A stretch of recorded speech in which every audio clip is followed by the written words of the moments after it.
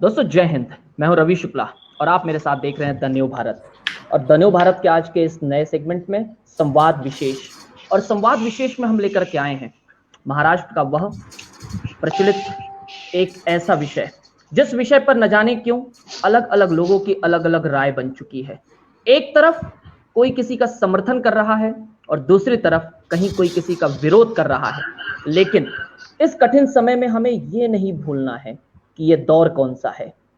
ये दौर इस सदी की एक बड़ी महामारी का है, और इस ऐसी महामारी के भीतर यदि हम और आप राजनीति करने, अभिव्यक्ति की आजादी और अन्य चीजों का दुरुपयोग करके अपने आप को, अपनी राजनीति को, अपने नाम को साधने की कोशिश करेंगे, यकीनन आने वाली सदियां, आने वाली पीढ़ी हमें माफ नहीं कर पाएगी। इसलिए आज हम आपके बीच लेकर के आए हैं द न्यू भारत के संवाद विशेष में अभिव्यक्ति की आजादी या सत्ता का दुरुपयोग। अभिव्यक्ति की आजादी इसलिए कारण संविधान की धारा अनुच्छेद 19/1 यानी 19(1) के भीतर अभिव्यक्ति की आजादी को आपको अधिकार मिला है। लेकिन अभिव्यक्ति की आजादी कहां तक? आवाज नहीं आ रही है रवि भाई, नहीं आ रही है रवि भाई। मुझे आ रही है, मुझे आ रही है, मुझे भी आ रही है, मुझे भी आ रही है, मुझे भी आ रही है, मुझे आ रही है, मुझे आ रही है। दीदी अब आ रही है? आप एक बार रीजॉइन कर लीजिए, आप एक बार रीजॉइन कर लीजिए जी। तो अभिव्यक्ति की आजादी कहां तक? अभिव्यक्ति की आजादी वहीं तक उचित है जहां तक उसकी सीमा हो, उसकी लिमिट हो। इसलिए आज एक विशेष पैनल, एक विशेष मेहमानों के साथ द न्यू भारत आपके बीच लेकर के आया हुआ है संवाद विशेष कि अभिव्यक्ति की आजादी या सत्ता का दुरुपयोग। और हमारे साथ में इस विषय पर चर्चा करने के लिए, इस विषय पर बारीकी से बात करने के लिए एक ऐसा पैनल, एक ऐसे मेहमानों का समूह है जो सही अर्थों में, सही रूप में इस विषय के पक्ष और विपक्ष, इस विषय के सत्य और असत्य दोनों पहलुओं को आपके भीतर, आपके बीच रखेगा। आइए मैं आपका परिचय करवा दूं। मेरे साथ हैं आदरणीय श्रीमती आभा बिज्जू पांडे जी। आभा बिज्जू पांडे जी नागपुर महानगर पालिका में निर्दलीय पार्षद हैं। महिलाओं का दमखम के साथ, एकदम जोर के साथ, बुलंदी के साथ में आवाज रखती हैं। महिलाओं की एक सशक्त आवाज नागपुर और मध्य भारत के भीतर है। आभा दीदी स्वागत है। धन्यवाद, धन्यवाद। मेरे साथ हैं आदरणीय श्रीमती प्रगति अजय पाटिल जी। प्रगति जी की खासियत यह है कि ये अपने कार्यशैली से, अपने व्यक्तित्व से और अपनी व्यवहार के कारण जनता में लोकप्रिय हैं, जनप्रिय हैं और लगातार जीत करके आ रही हैं। नागपुर महानगर पालिका के भीतर अपने प्रभाग का, अपने वार्ड का बखूबी प्रतिनिधित्व करते हुए उसे विकास से आगे ले जाने का कार्य करती हैं। प्रगति जी स्वागत है। धन्यवाद, धन्यवाद। मेरे साथ हैं डॉक्टर वैशाली चोपड़े जी। डॉक्टर वैशाली चोपड़े जी साकार फाउंडेशन की अध्यक्षा हैं, सामाजिक क्षेत्र में बेहतरीन कार्य कर रही हैं और एक अच्छे समाज सेविका के रूप में नागपुर शहर में नहीं, महाराष्ट्र के भीतर आपको जाना जाता है। डॉक्टर वैशाली जी स्वागत है। नमस्कार, नमस्कार। मेरे साथ हैं सोनल राजीव बिंद्रा जी। सोनल जी की खासियत यह है, थिएटर आर्टिस्ट हैं, थिएटर से जुड़ी हुई हैं और साथ साथ में शिक्षा के क्षेत्र में कार्य कर रही हैं। यानी जो मुद्दा, जो विषय हमारा है, यकीनन उसके लिए बखूबी और एक बेहतरीन प्रतिनिधि के रूप में, एक बेहतरीन यहाँ पर महिला प्रतिनिधि के रूप में हमारे बीच उपस्थित है। सोनल स्वागत है। थैंक यू रवि, नमस्ते जी। आइए मेहमानों के परिचय के बाद अब चर्चा को खोलते हैं। और चर्चा को खोलने से पहले मैं सभी हमारे जितने भी मेहमान हैं उनके पास जाऊंगा और उन्हें बता दूं कि मैं आप लोगों के पास शुरुआत में 2-2 मिनट के ओपनिंग रिमार्क के लिए आऊंगा कि इस विषय पर आप क्या सोचते हैं, क्या कहते हैं, और उसके बाद में हम चर्चा को खोलेंगे। पहले मैं 2 चीजें स्पष्ट कर दूं। द न्यू भारत और रवि शुक्ला का यह बिल्कुल भी पूर्ण रूप से आप लोगों के बीच कथन आप नोट कर लें कि हम किसी का समर्थन नहीं कर रहे और ना हम किसी का विरोध कर रहे हैं, ना ही हम अभिनेत्री कंगना रनावत जी के समर्थन में हैं और ना ही हम शिवसेना की सरकार के समर्थन में हैं। इसलिए हमारा विषय एकदम क्लियर है और स्पष्ट है कि अभिव्यक्ति की आजादी या सत्ता का दुरुपयोग। यदि एक तरफ अभिव्यक्ति की आजादी की सीमा पार हुई है तो सत्ता का भी दुरुपयोग तो हुआ है। यदि आप अभिव्यक्ति की आजादी के आधार पर कुछ भी कहेंगे संविधान के पद पर बैठे हुए एक व्यक्ति को, तो संविधान के पद पर बैठे हुए व्यक्ति को भी यह ध्यान रखना होगा कि जब आप शपथ लेते हैं तो शपथ लेते वक्त आप कहते हैं कि मैं बदले की भावना से कभी काम नहीं करूंगा, किसी भी व्यक्ति विशेष के लिए मैं काम नहीं करूंगा, किसी भी व्यक्ति विशेष के खिलाफ काम नहीं करूंगा। वो शपथ कहां चली जाती है? यकीनन विवेक और धैर्य जब मर जाता है तब इस प्रकार की स्थितियां आती है, चाहे व्यक्ति हो या व्यक्ति विशेष और व्यक्तित्व संस्थाएं हो। मैं आ रहा हूं सबसे पहले आदरणीय आभा बिज्जू पांडे जी के पास। आभा जी, मेरा आपसे निवेदन है 2 मिनट ओपनिंग रिमार्क इस पूरे विषय के ऊपर। आभा जी।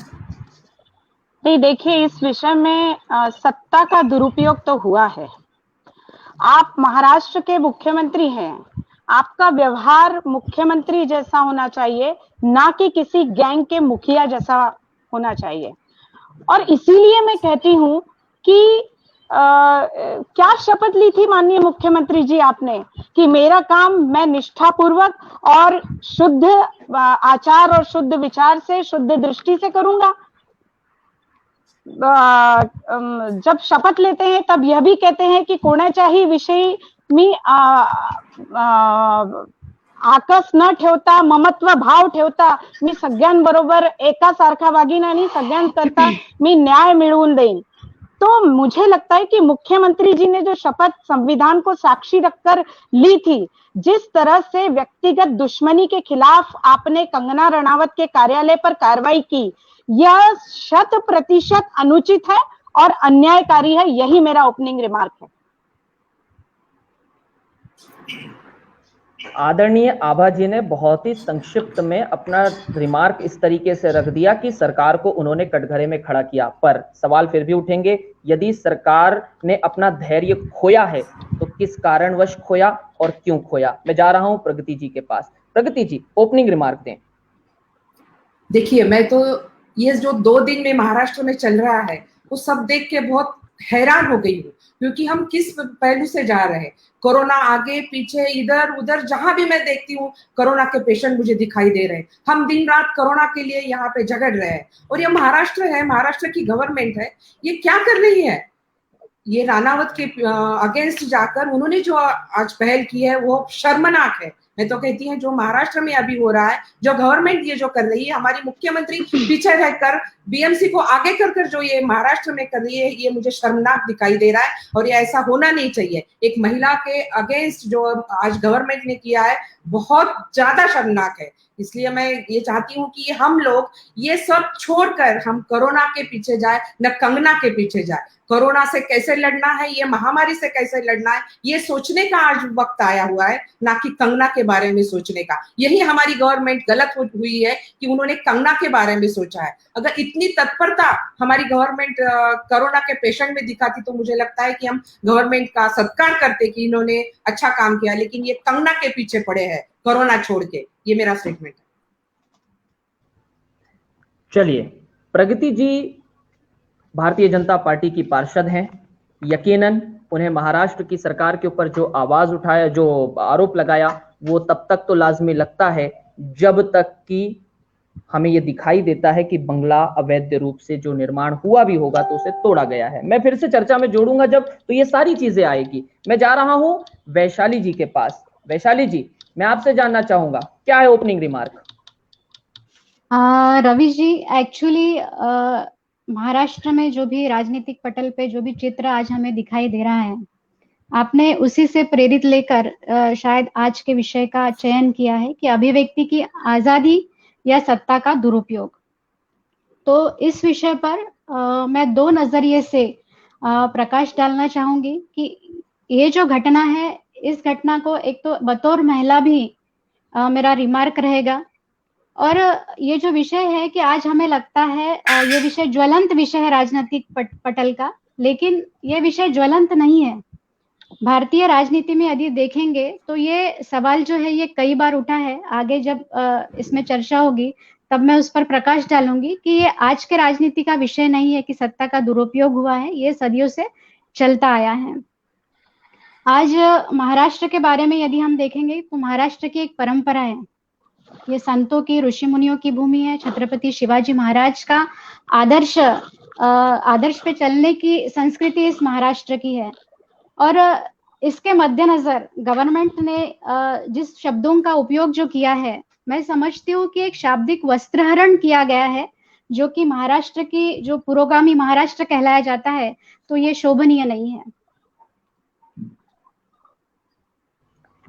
आदरणीय वैशाली जी ने जिस प्रकार से शाब्दिक चीरहरण की बात की है, यकीनन एक महिला जिसने अपनी बात रखी, जिसने अपनी आवाज उठाई और अपनी आवाज को बुलंद करने की कोशिश की, जब उसके खिलाफ इस प्रकार का कृत्य होता है तो यकीनन महिलाओं के अंदर की आत्मा का जागृत होना और इस प्रकार के चित्र को देखने के बाद प्रगति जी की बात याद आना कि ये कोरोना का समय है और कोरोना के समय हमें सिर्फ कोरोना से लड़ना था, हमें कंगना से नहीं लड़ना था। हमारी ये दुर्व्यवस्था हो गई कि हम कंगना के अंगने में जाकर के कोरोना को नचा रहे हैं।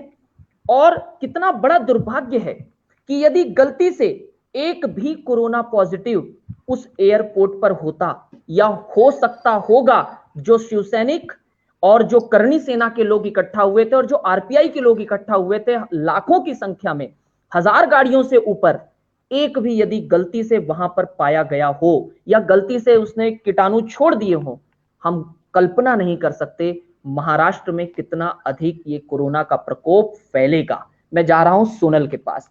सोनल, आप एक थिएटर कलाकार हैं, आर्टिस्ट हैं, एक कलाकार की नजर से यदि देखें इसे, सो आप क्या मानती हैं? जी Sonal.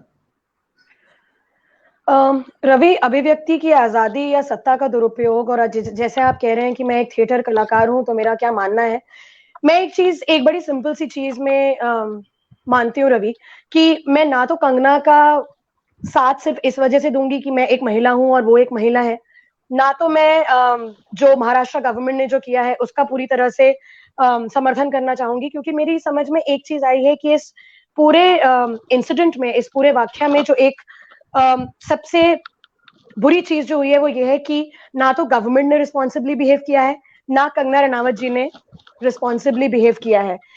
Being a national award winning actress, इतनी बड़ी कलाकार है, या गवर्नमेंट की जो रिस्पॉन्सिबिलिटी होती है, मुझे ये समझ में आता है कि ना तो गवर्नमेंट ने वैसा एक्शन लिया जो उन्हें करना चाहिए था, और ना ही कंगना रनावत जी ने, जो इतनी बड़ी पर्सनालिटी होने के बावजूद उन्होंने इस चीज की रियलाइजेशन नहीं करी कि वो क्या बोलती है, उनकी जो करनी है और उनकी जो कथनी है, ये दोनों ही देश की जनता उनको किस तरह से फॉलो करती है। तो अगर वो इतना रिस्पॉन्सिबली बिहेव करेंगी, इतने ओपनली, जैसे आपने कहा, इतनी बड़ी सीट पे बैठे हुए एक हमारे चीफ मिनिस्टर का ये करेंगी, उनको नीचा दिखा के बात करेंगी या महाराष्ट्र पे लांछन लगाएंगी, तो वो शायद ये भूल गई हैं कि कंगना रनावत को सिर्फ हिमाचल की बेटी से एक इतनी बड़ी अवार्ड विनिंग एक्ट्रेस बनाने का जो जिम्मा उठाया था महाराष्ट्र ने, शायद वो ये भी भूल गई हैं।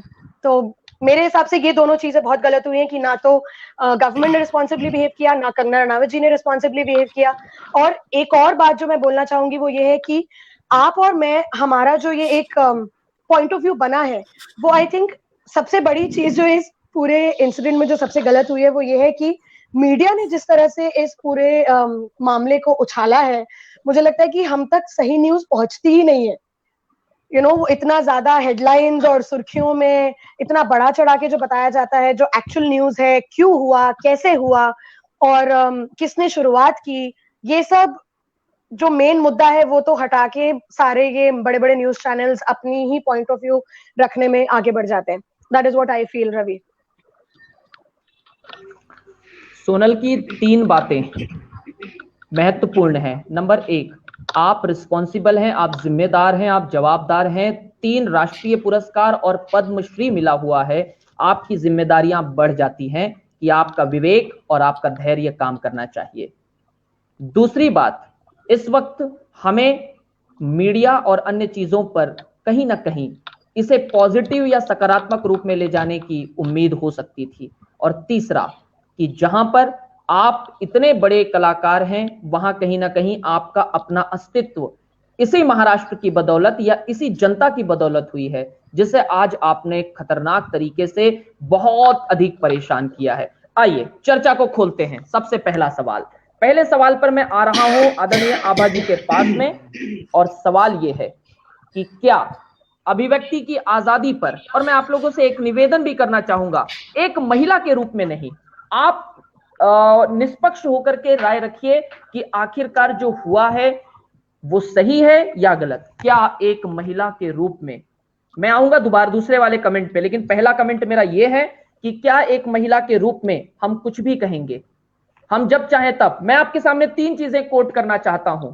आज भी YouTube पर वो वीडियो अवेलेबल है जिसमें सम्मानित कलाकारा अभिनेत्री कंगना रनावत जी कह रही हैं, झांसी की रानी क्या मेरी चाची लगती है। ये स्टेटमेंट है उनका झांसी की रानी का रोल करने के बाद में। तो हम कैसे उम्मीद कर सकते हैं कि वे एक मुख्यमंत्री के साथ पद पर बैठे हुए, संवैधानिक पद पर बैठे हुए व्यक्ति के साथ सम्मान की भाषा बात करेंगी। मैं आ रहा हूं, कितना उचित है अभिव्यक्ति की आजादी का दुरुपयोग करना, चाहे वो स्वरा भास्कर हो, चाहे वो कंगना रनावत हो। आभा जी। नहीं देखिए, अभी बात आप महिला की कर रहे थे कि अकेली महिला। मैं तो ये कहूंगी कि पुरुष और महिला समानता की बात हम करते हैं। हम उस युग में जी रहे हैं जिस युग में पुरुष और महिला दोनों को समान स्तर पर माना जाता है।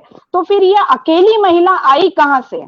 महिला होने की आड़ में आप किसी भी व्यक्ति के खिलाफ अपमानजनक शब्दों का उपयोग कर सकते हैं? ऐसा पॉसिबल है? ये अधिकार कंगना रनावत जी को किसने दिया? विशेषकर हमारे प्रदेश के मुख्यमंत्री के साथ। ठीक है, एक लहजा होता है, लेकिन मुझे लगता है कि कहीं ना कहीं से उनको स्पॉन्सर्ड किया गया है। आप देखिए 2 दिनों से जो उनके स्टेटमेंट्स आ रहे हैं, वो सारे स्टेटमेंट्स राजनीति से प्रेरित हैं।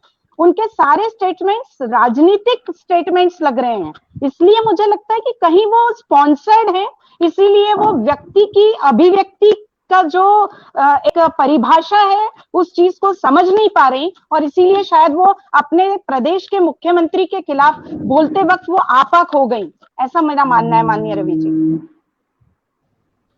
आभा दीदी ने बताया कि एक महिला के रूप में, और ये चीज मैं अपने कई कार्यक्रमों में कहता हूं कि जब हम महिला और पुरुष को समान रूप से मानते हैं, जो आभा दीदी ने कहा, मैं उसी बात को आगे बढ़ाना चाहता हूं, तो हम बेचारी शब्द का प्रयोग क्यों करते हैं?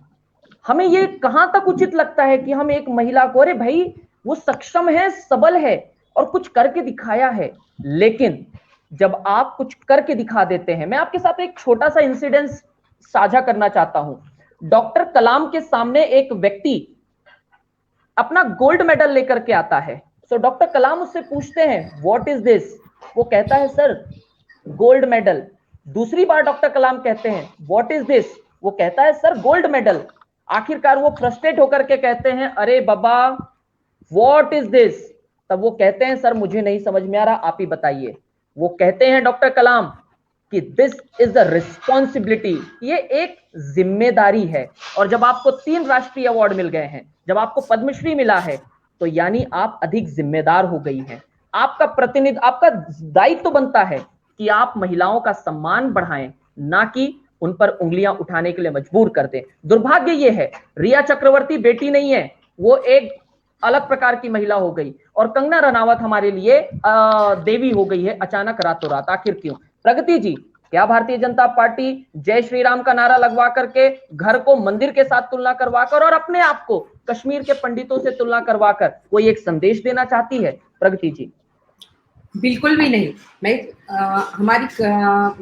कहना चाहती हूँ कि ये जो कंगना रनावत है, ये पहली बार चर्चा में नहीं आई है। आपने देखा होगा ये पहले कई बार वो चर्चा में आ चुकी है। उसको कोई स्पॉन्सर नहीं कर रहा है, उसका स्वभाव ही वैसा है। देखिए, और मैं उसका कोई समर्थन नहीं कर रही हूँ। उसने जो भी बात की है, मुंबई को पाक बोला है, या हमारे मुख्यमंत्री जी को जो भी उसने बातें बोली है, ये सब गलत है। मैं उसका समर्थन नहीं करना चाहती हूँ, लेकिन उसके पीछे बीजेपी का हाथ है या कोई उसको सपोर्ट कर रहा है, ये जो बातें चल रही है मुझे गलत लगने लगी। क्योंकि वो ये बार ही नहीं, हर बार वो हमेशा से ही कोई ना कोई चीज को लेकर हमेशा से मीडिया पे छाई हुई है। और एक बात और मैं कहना चाहती हूँ कि कोई भी लेडीज रहो या जेंट्स रहो, अगर अपने बनाए हुए सब घर को तोड़ते हुए अगर कोई देखता है, तो मुझे लगता है कि उसकी आत्मा वो बोली है। क्योंकि उसका घर, उसने कमाई हुई सब उतना, उसका ऑफिस देखकर जो उसकी आत्मा ने मुख्यमंत्री जी को जो बोला है, देखिए कोई भी ये सहन नहीं कर सकता। मैं फिर से वही दोहरा रही हूँ कि मैं उनका समर्थन इसका कर नहीं रही हूँ कि उन्होंने हमारे मुख्यमंत्री जी के बारे में गलत बोला, हमारे मुंबई के बारे में गलत बोला, इसका मैं समर्थन नहीं कर रही हूँ। लेकिन उसके पीछे जो बोला जा रहा है कि उसका बीजेपी का समर्थन लेकर वो आगे आ रही है या बीजेपी के लोग उसको समर्थन कर रहे हैं, ये गलत बात है। ये उसकी खुद की अभिव्यक्ति है, ये खुद बोल रही है। और हम लोग ये चाहते हैं कि ये हमारे मुख्यमंत्री ने या हमारे संजय राउत जी ने इसको बढ़ाया है। ये अगर उनकी दोनों की इक्वलिटी नहीं है, हमारे मुख्यमंत्री जी या हमारे संजय राउत जी, ये एक अभिनेत्री बोल के इनके इस पे छोड़ देना चाहिए था। लेकिन इसको जो बढ़ाया है, ये दोनों हाथ से ताली बजी है, एक हाथ से कभी बजती नहीं है। जब कंगना राउत ने कुछ बोला तो हमारे मुख्यमंत्री ने इसको इतना इस पे लेकर नहीं चलना चाहिए था। हमारे संजय राउत जी ने इतनी गलत बातें उसके बारे में नहीं कहनी चाहिए थी। उन्होंने अपने कोरोना के तरफ ध्यान देना था, हमारे महाराष्ट्र के तरफ ध्यान देता। हमारे लोगों को बेड नहीं मिल रहा है, वेंटिलेटर नहीं मिल रहा है, ऑक्सीजन नहीं मिल रहा है, ये सब बातें छोड़कर मैं फिर से कहूंगी कि कंगना के बारे में विचार महाराष्ट्र गवर्नमेंट में करना ही नहीं था। फिर वो किसकी सपोर्टर है या उसको कौन सपोर्ट कर रहा है, ये सब बातें गलत है। आज जो है वो सिर्फ कोरोना का हमें ये करना है, बस मैं यही कहना चाहती हूँ। आदरणीय प्रगति जी ने दो टूक बात कही। भारतीय जनता पार्टी का कोई इसमें पीछे में कोई हाथ नहीं है, फिर भी शायद Y+ सिक्योरिटी उसको अफगानिस्तान से मिली हुई होगी, बात दूसरी। जी प्रगति जी। Y+ इसलिए मिली कि मुंबई में जब वो आने वाली ऐसा उसने कहा, तो उसको जब संजय राउत जी ने बोला या हमारे आमदार जी ने बोला कि वो नागपुर मुंबई आएगी तो उसका हमारी रग रागिनी उनका थोबाड़ फोड़ देंगे, ऐसे कुछ गलत बातें बोली, तब जाकर हमारे केंद्रीय गवर्नमेंट ने उसको Y+ देने की सोचा और उसको सिक्योरिटी दी है। जब अगर मुंबई का पुलिस अगर उसको सपोर्ट करती, हमारे गृह मंत्री अनिल देशमुख जी अगर उसके सपोर्ट में खड़े रहते, तो मुझे नहीं लगता कि वो केंद्र की Y+ सिक्योरिटी उसको देना पड़े। अगर महाराष्ट्र उसको सिक्योरिटी देना चाहती, अगर बोलती, तो ये कभी भी नहीं होता। प्रगति जी, बात यही तो आ रही है कि यदि कोई एक महाराष्ट्र के मुख्यमंत्री के ऊपर उंगली उठाता है और महाराष्ट्र की पुलिस, जिसका एशिया में गुणगान होता है, उस पर उंगली उठाता है और उसके बाद हम उसको Y+ सिक्योरिटी देते हैं। एक छोटी सी समझदारी होती थी, गृह मंत्रालय उसे बोलता कि कंगना जी आप हिमाचल में रहिए, अभी कहीं मत जाइए, हालात को हमें सुधारना है। काश यदि कंगना रनावत जी ने खुद अपनी समझदारी दिखाई होती, जो एक महिला के अंदर समझदारी होती है। महिला आप देखिए कि घर की सूत्रधार होती है, यदि महिला चाहे तो घर को बिगाड़ती भी है और घर को बनाती और संवारती भी है। काश यदि वो चाहती और बोल देती, जाइए संजय राउत जी, मैंने माफ किया क्योंकि मेरे पास एक मां का दिल है, तो शायद दृश्य कुछ और होता। जी प्रगति जी। आपने भैया अभी ही बोला है कि आप सिर्फ महिला को लेकर मत चलिए। अगर हम लोग महिला और पुरुष एक साथ चल रहे हैं, तो सिर्फ महिला से क्यों अपेक्षा? क्यों हमारे मुख्यमंत्री या यहाँ संजय राउत जी ये नहीं पहल कर सकते थे? क्यों आप लोग सिर्फ कंगना से ही ये कर रहे हैं?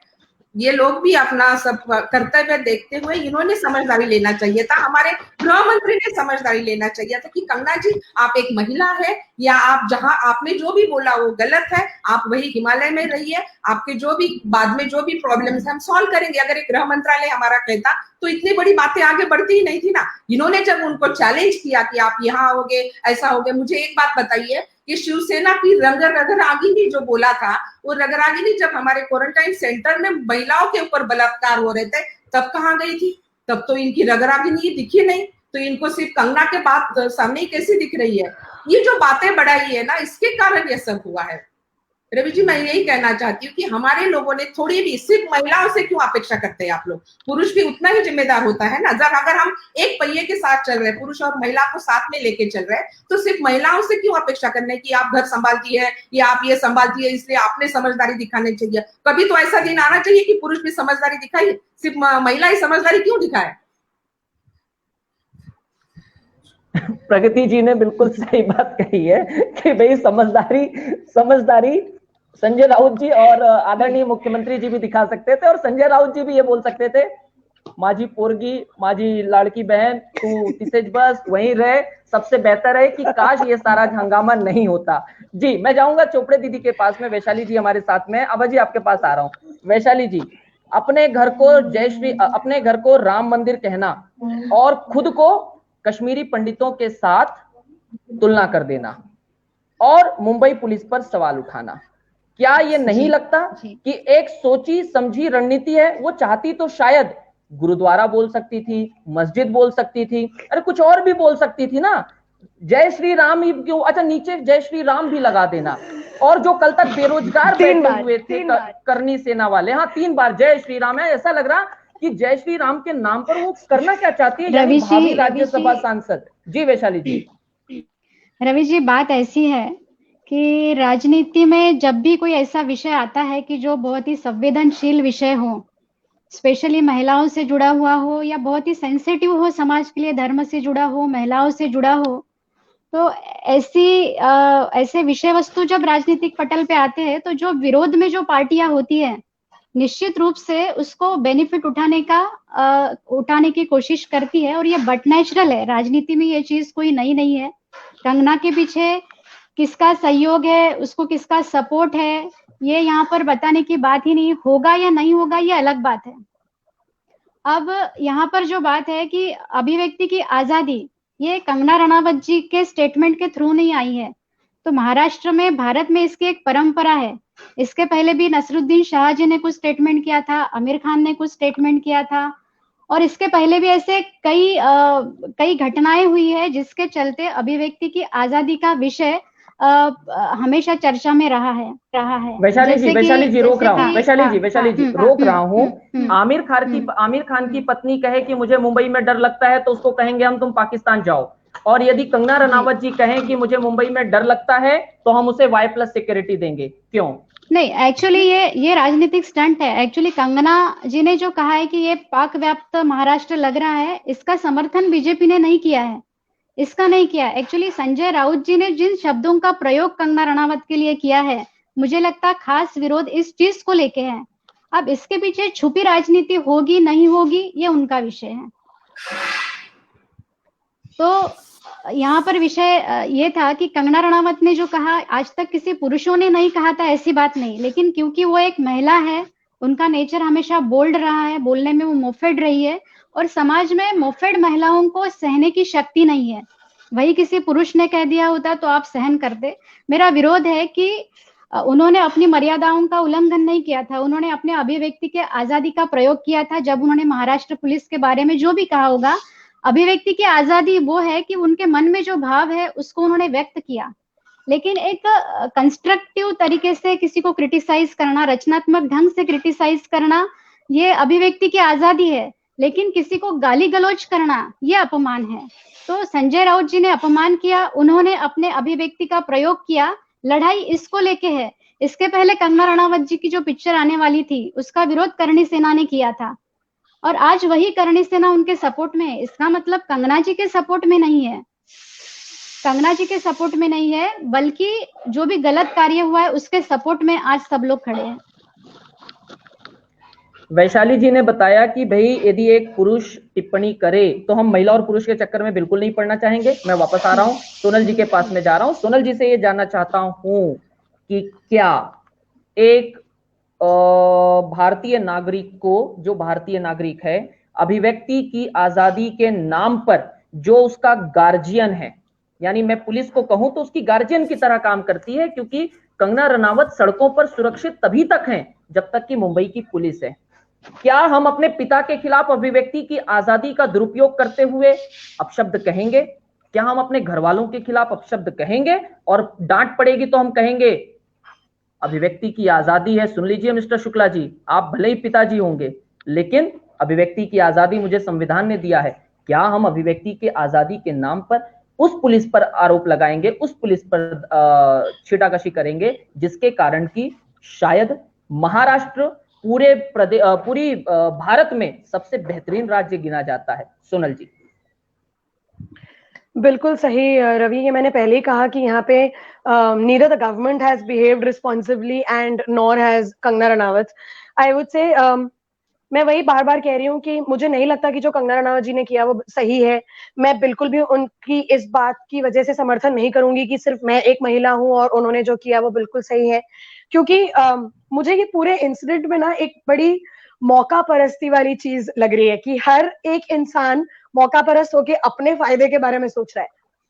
वेदर इट इज जो आप करनी सेना की बात कर रहे हैं वो भी मौका उठा के वहां पे अपनी भलाई के पीछे लग गए हैं, या शिवसेना है वो अपना हथकंडा अपनाने में यहाँ जुट गए हैं, या बीजेपी है। अगर प्रगति पाटिल जी ने जैसे कहा कि बीजेपी का समर्थन बिल्कुल नहीं था कंगना को, लेकिन सोचने वाली बात सिर्फ इतनी है कि उन्होंने वही मेटाफर्स यूज क्यों किए, उन्होंने अपने घर को राम मंदिर ही क्यों बताया, जैसे आपने कहा कि उन्होंने गुरुद्वारा क्यों नहीं कहा, उन्होंने चर्च क्यों नहीं कहा, मस्जिद क्यों नहीं कह लिया, सिर्फ राम मंदिर ही क्यों कहा। अपनी तुलना उन्होंने अपने अपने ऑफिस की तुलना उन्होंने राम जी के मंदिर के साथ क्यों की, उन्होंने ये क्यों कहा। आवाज एको हो रही है रवि।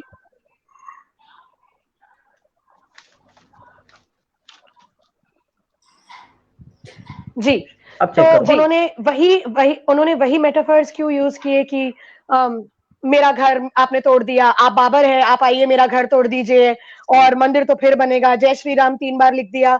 अगर बीजेपी का उनको समर्थन नहीं होता तो उन्होंने उन्हीं शब्दों का प्रयोग क्यों किया, ये मेरा फर्स्ट क्वेश्चन था। दूसरी बात ये थी कि जब बीएमसी ने कहा कि 2018 से उन्हें वो नोटिस भेजा गया था, तब कंगना रनावत जी भी बचती चली आई या उनके ऑफिस के अगेंस्ट कोई भी कार्यवाही नहीं हुई, क्योंकि तब तो बीजेपी का सपोर्ट था।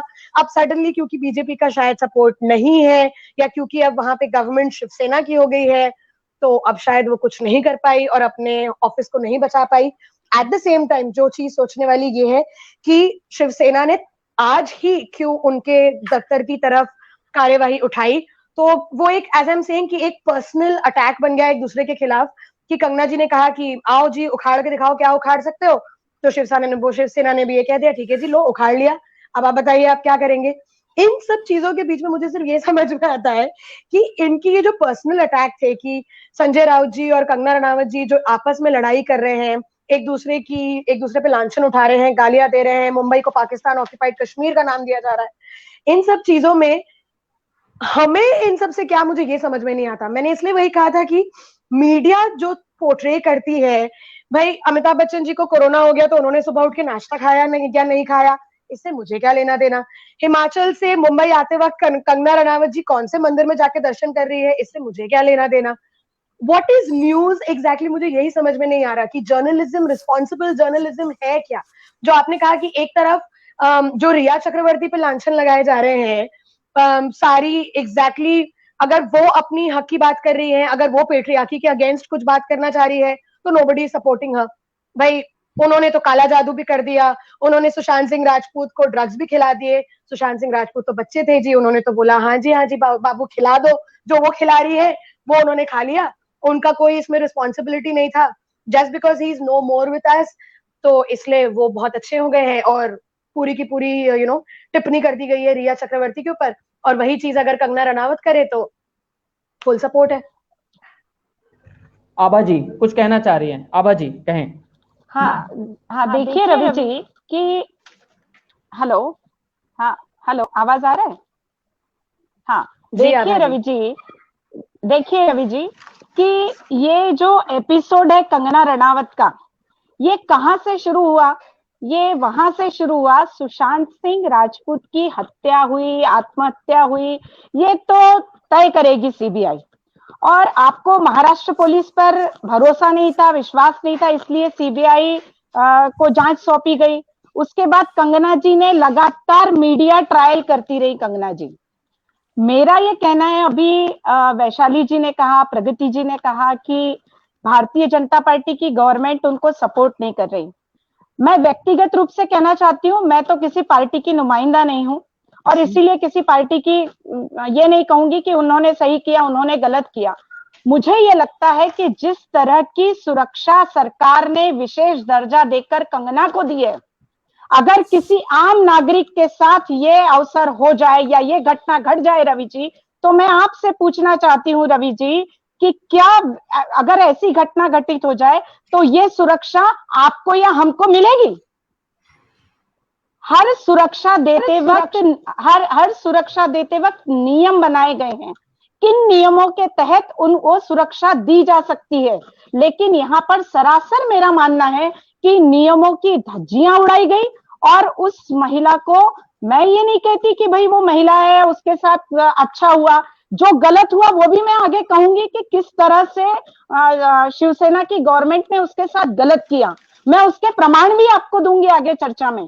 लेकिन आखिर किन नियमों के तहत उसको Z+ सुरक्षा दी गई, ये बहुत ही चिंतन का विषय है, चिंता का विषय है, क्योंकि आम नागरिक के प्रति इतना संवेदनशील कभी गवर्नमेंट के किसी नुमाइंदे को होता नहीं देखा है, किसी नेता को होते नहीं देखा है हमने। ये मेरा कहना है। प्रगति जी, क्या प्रगति जी, जो आभा जी ने कहा, क्या आम नागरिक को इस प्रकार की Y+ सिक्योरिटी मिलती? 12-15 कमांडो के बीच में चलने की एक सुरक्षा मिल पाती थी? क्या इसके पीछे किसी प्रकार की भी राजनीति की गई है या नहीं?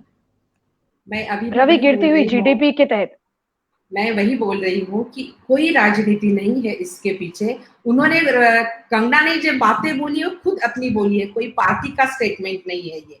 और उनको जो सिक्योरिटी मिली है, उनके पिताजी ने मांग की थी कि हमारी बेटी मुंबई जा रही है तो हमारी बेटी को सुरक्षा चाहिए, इसीलिए उन्हें सुरक्षा मिली है। अगर आम जनता भी कोई सुरक्षा मांगते तो मुझे नहीं लगता है कि हमारे महाराष्ट्र में भी सुरक्षा मिली है अभी तक, और केंद्र सरकार भी सुरक्षा देती है। लेकिन इनका इशू जो बना था, महाराष्ट्र जो इनको सपोर्ट नहीं कर रही थी, इसीलिए उनके पिताजी ने जो सपोर्ट मांगा। देखिए, आपने देखा होगा कि माननीय संजय राउत जी ने किस तरह से उनसे बात की है, क्या शब्द उनसे यूज किया था, हरामखोर। ये कोई लेडीज को ऐसे बात करने की जरूरत थी उन्हें?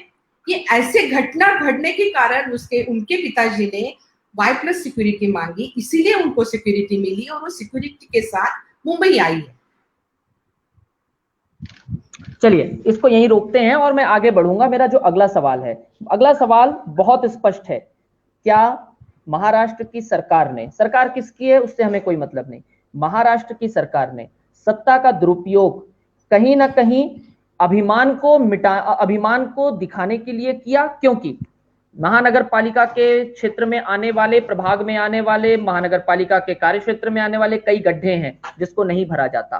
कई बार, अभी फिलहाल, अभी 2 महीना या 1 महीना पहले शायद बंबई के भीतर में पानी भर गया था, सड़कें लबालब थी, कुछ भी नहीं हुआ। कहीं पर किसी प्रकार के कितनी झोपड़पट्टियां बनी हुई हैं, कितने अवैध निर्माण हैं, सब जानते हैं, फिर भी हमने कुछ नहीं किया। लेकिन यहां पर इतनी इमीडिएट, इतनी त्वरित कार्यवाही अचानक से क्यों? 40 से 42 लोगों को लेकर के आना और उसके बाद में जो कुछ मिले उसको तोड़कर फोड़कर, यानी ये वही हो गया कि चोरी करने आए थे, कुछ नहीं मिला तो चलो खाना टेबल पे रखा है, ये खाओ, बर्तन तोड़ो और निकल लो। वहां पर भी यही हुआ, बाहर से कुछ चीजें तोड़ी गई, अंदर में जाकर के कांच और पंखे वंखे तोड़ दिए गए। क्या जब एक महिला घर में, महिला छोड़िए, एक व्यक्ति घर में नहीं है, एक व्यक्ति यदि घर में नहीं है, उसके एब्सेंस में कोई भी सरकार हो या कोई भी पड़ोसी भी क्यों ना हो, चाहे उसका रिश्तेदार क्यों ना हो, क्या उसका रिश्तेदार भी उसके घर में प्रवेश कर सकता है? शायद नहीं कर सकता, कानूनन नहीं कर सकता। लेकिन फिर भी बीएमसी, जो कि एक सूझबूझ और पहल के साथ में एक रणनीति के तहत वहां आती है, चीजों को तोड़कर जाती है। क्या सत्ता का दुरुपयोग केवल अपने ईगो को सेटिस्फाइड करने के लिए किया गया? आभा जी, आप बताएं।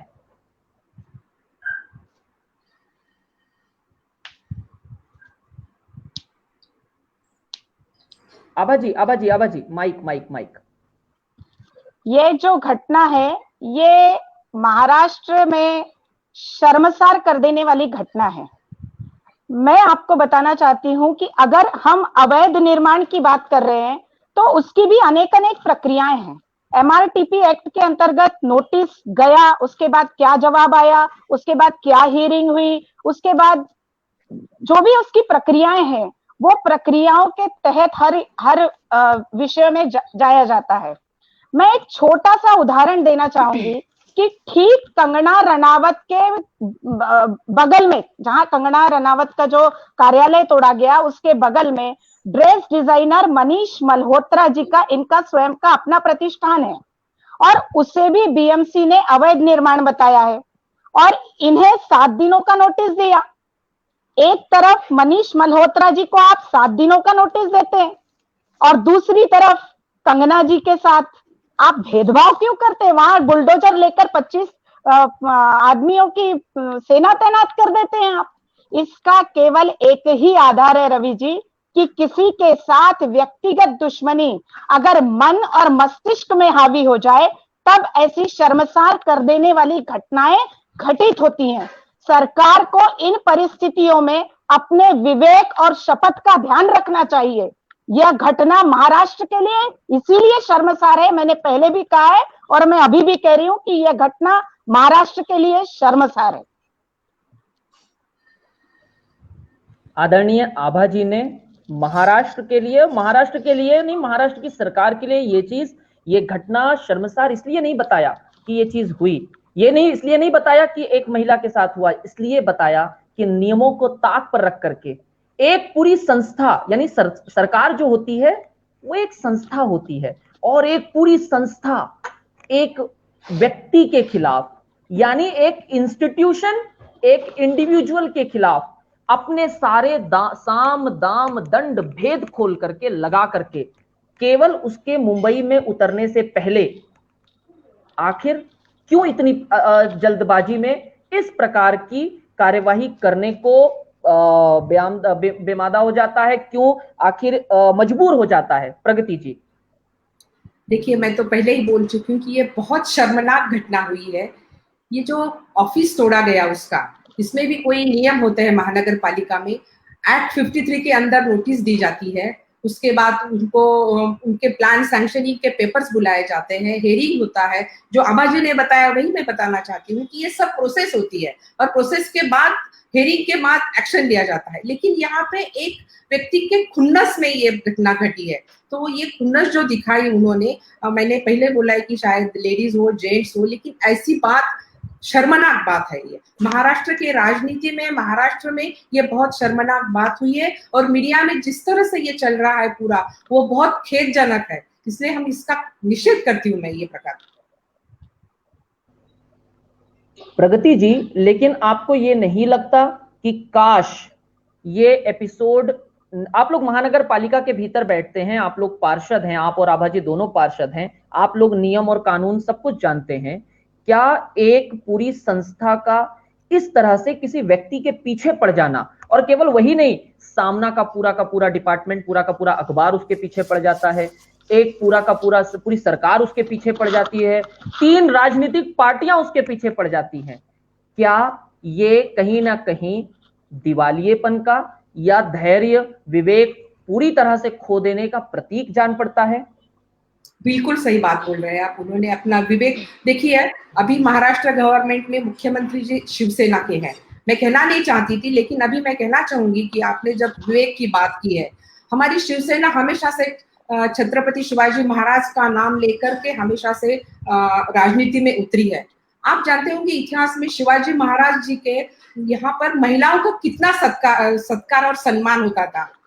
और आप एक बात जानते होंगे, शिवसेना हमेशा से इतिहास में जीती आई है। इतिहास का एक पहलू भी आपको मालूम होगा, अहिल्याबाई होळकर और राघोजी काका के बारे में आपने इतिहास जाना होगा। जब राघोजी काका ने अहिल्याबाई होळकर के वहां पे आक्रमण किया, तब अहिल्याबाई होळकर ने एक मैसेज भेजा था उनको कि मैं मेरे राज्य के लिए, मेरे परिवार के लिए मैं लड़ूंगी आपके साथ, लेकिन अगर इस लड़ाई में अगर आप हार गए तो दुनिया क्या कहेगी, और मैं हार गई तो दुनिया आपको कुछ नहीं बोलेंगी, क्योंकि आप एक स्त्री थी इसलिए आपको कुछ बोलेगी, लेकिन आप हारे तो क्या होगा। ऐसा ही मामला हुआ है, क्योंकि आपको मालूम है कि तब राघोजी काका वहां से निकल गए थे, क्योंकि उनको मालूम था कि मैं हारने के बाद मेरी स्थिति क्या होने वाली है। और ये देखते हुए मुझे लगता है शिवसेना ने कुछ ना कुछ सीखना चाहिए था कि हमने क्या करना चाहिए, क्या नहीं करना चाहिए, क्योंकि शिवसेना हमेशा से इतिहास पे जीती आ रही है। इतिहास को खड़ा करके उन्होंने अभी तक राजनीति की है। तो मुझे लगता है कि ये उनका वाक जो उनकी निशानी थी, तो मुझे नहीं लगता अभी वो बची है। उन्होंने तो वो सब खो दिया है। अभी तो वो कहाँ जाके खड़ी है ये बोलना नहीं चाहती थी, लेकिन एक अभिनेत्री के पीछे उन्होंने अपनी पूरी अस्मिता पूरी खत्म कर दिया। आदरणीय प्रगति जी ने जिस प्रकार से बताया, मैं उसको 2 चीजों से जोड़ना चाहूंगा। यदि आप शिवाजी महाराज का चरित्र पढ़ेंगे, उनके बारे में उनकी किस्से पढ़ेंगे, उनकी कहानियां पढ़ेंगे, तो वे हिंदूवादी भले ही होंगे, लेकिन उनका जो सबसे खास व्यक्ति था वो एक मुसलमान व्यक्ति था। वे मस्जिद भी बनवाते थे और मंदिर भी बनवाते थे। वे जितना सम्मान एक विशेष समुदाय को देंगे, उतना ही सम्मान वे दूसरों को भी देते थे। पर जो राजनीतिक पार्टियां आज शिवाजी महाराज को राजनीति के लिए प्रयोग करती हैं, उनके सिद्धांतों पर 2 कदम भी चल करके दिखा दें, तो ये दावा है, मेरा जिम्मेदारी के साथ कह रहा हूं कि महाराष्ट्र नहीं, जहां जहां पर भी उनको फॉलो किया जाता है उसकी दशा और दिशा दोनों बदल जाएगी। वैशाली जी, मैं आपके पास आ रहा हूं और आपसे बड़ी शालीनता से पूछना चाहता हूं, आप अभी हाल ही में आपने पीएचडी प्राप्त की है महिलाओं के विषय पर ही, और महिलाओं के बारे में आपने जब पीएचडी की है तो काफी गहन अध्ययन किया है।